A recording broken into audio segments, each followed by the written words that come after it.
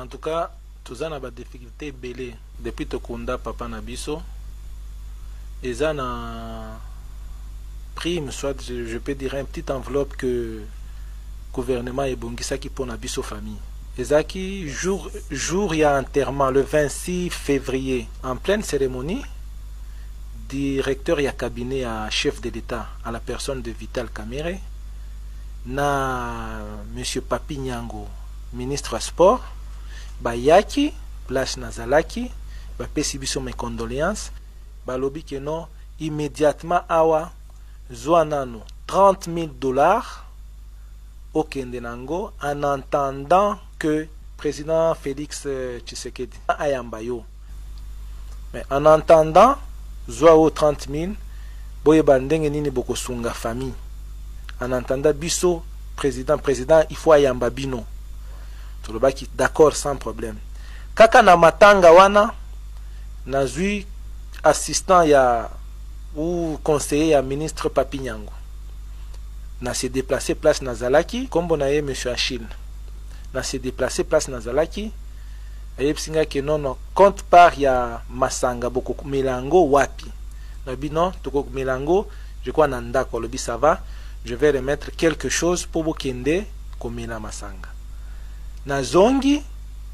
ba bengi nga lisusu pour la deuxième fois. Ba psinga que ceux qui ba pesi mbongo ya Masanga, ba ko déduire na $30,000 oyo dirka ba oti koloba. Dena lobite bongo te. En tout cas ça ne se fait pas. Ce qui boye, mais na biso tokole la papa na biso nini. Bino bo prépara ki nini parce que après ko kunda papa, après ko uta cimetière, toko vanda wapi na ikozala ndenge nini. Na moni assistant na ye à la personne ya Achille. Alobi wana eza à part. On eza ndenge tobongisa ki après matanga mutu na mutu akomela mai akomela kuka lobi sava so ki eza boye sava tozeli mardi eleki mercredi eleki jeudi eleki vendredi tolobi te quand même nga na fanda kana Lubumbashi fale na zonga na kende pe kosala msala na ngai na bengi ministre ayambinga te na bengi ministre ayambinga te ndeko na nga mwasi Sylvia bengi ministre ayambite a bengi par après ekobenga biso oh vous êtes où to epsie place tozalaki ça va tokutana na cabinet na zwi bandeko na ngai to zwi nzela tokomi na cabinet na ye tomati 5 à 7 minutes après akomi ba installer biso to vandi à recevoir biso tokoti azotu na boye kosala nini bon tozaki inquiet to kosala nini bon tozwi quand même tout le temps ya komikitisa to sololi na to yebisi que non to ye par rapport ya petite enveloppe na biso oyo balakaki biso jour ya matanga olobi non commission nano esili kosala ba calcul kosala ba calcul nyonso je ne peux pas vous donner le montant aussi longtemps olobi te ngai na yebaki nazalaki reçu par directeur ya cabinet ya chef de l'État, la personne ya Vital Kamerhe a prometa ki alobi que non oyo $180,000 ya rapatriement na organisation ya obsèque ya papa na yo il faut ozala bazozwa mbongo wana oza wana balongoli par ya famille oyo mosusu etikali bakie kosala nango matanga place babimisaki mbongo wana nazalaki te nayebaki te nazo je fais partie de la commission d'organisation mais nayebaki te na babimisaki mbongo nayebaki te na mbongo ebimaki boni ezalaki boni nayebite ce qui est vrai oui ministère apesaki biso elamba wana maputa ya kolata ya famille apesaki biso 30 quelques chemises na je crois 12 polo mais à part ça na mbongo bayaki kopesa biso ya komena masanga prix ce qui tostangisi montagne oso ça ne dépasse même pas $3,500 ça ne dépasse pas $3,500 babandi koyebisanga ke bancien léopard il faut bamela bonayebite par côte par wana soki ekozalaka na $3,500 nde wana nazo comprendre te sur 180,000 oyo babimisaki wana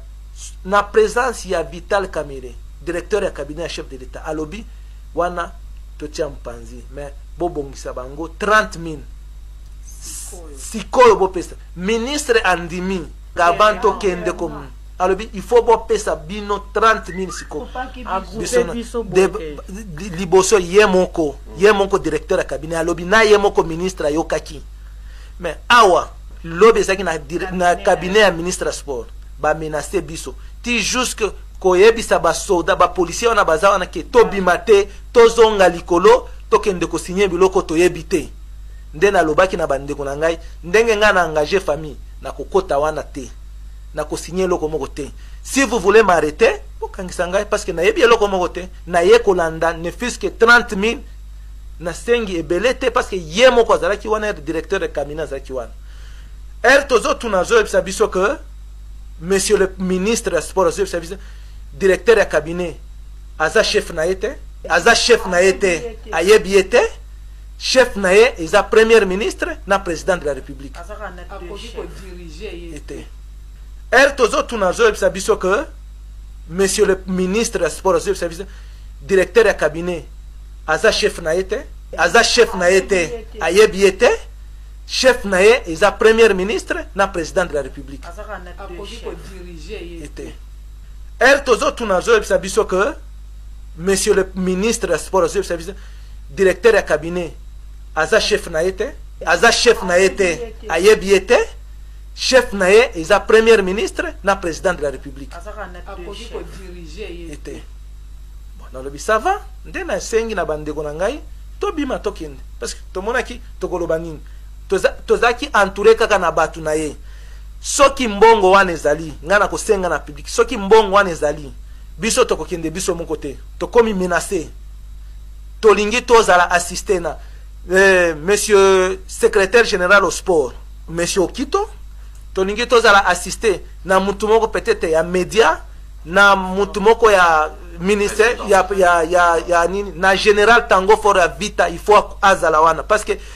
papa na biso azalaki mwana na ya vita tokosenga général Tango for azala wana papa Okito azala wana nde tokose sentir à l'aise nde tokende kokutana na ministre Papi Nyango po remettre biso